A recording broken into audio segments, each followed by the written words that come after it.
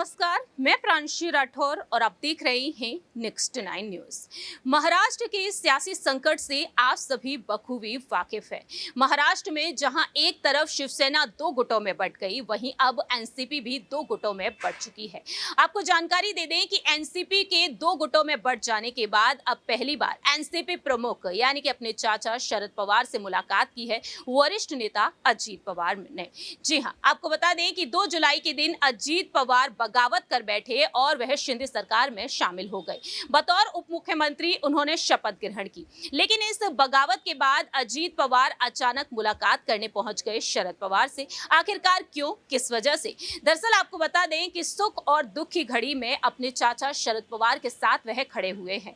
वह बीते शुक्रवार की देर रात अचानक चाचा शरद पवार के घर सिल्वर ओक पहुंचे और उन्होंने उनसे मुलाकात की। जी हां, जानकारी के लिए आपको बता दें कि शरद पवार की जो पत्नी है प्रतिभा पवार, जो इस वक्त ब्रीच कैंडी हॉस्पिटल में एडमिट हैं, उनका इलाज चल रहा है। दरअसल आपको बता दें कि एक पदाधिकारी के मुताबिक सामने आया है कि उनके हाथ की सर्जरी हुई है और इसी वजह से उन्हें हॉस्पिटल में एडमिट कराया गया है। और इसी मौके पर अजीत पवार चाचा शरद पवार से मुलाकात करने पहुंच गए। ऐसे में देखा जाए तो फिलहाल प्रतिभा पवार की सेहत को लेकर लगातार अपडेट्स भी सामने आ रहे हैं और इस बीच यहाँ पर यही देखा गया है कि राजनीतिक समीकरणों से हटते हुए, इस फूट से हटते हुए अजीत पवार अपने चाचा शरद पवार के साथ खड़े हुए हैं सुख और दुख की घड़ी में।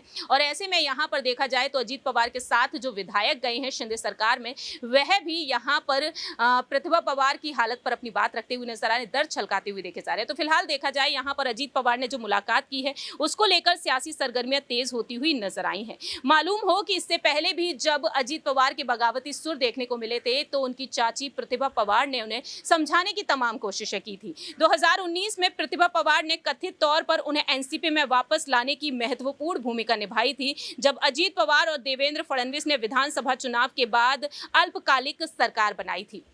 तो काफी यहाँ पर मायने रखती हैं, उनका रिश्ता काफी खास है प्रतिभा पवार से। और देखा जाए तो जब वह हॉस्पिटल में एडमिट हुई, इसी वजह से वह शरद पवार से मुलाकात करने के लिए पहुंच गए।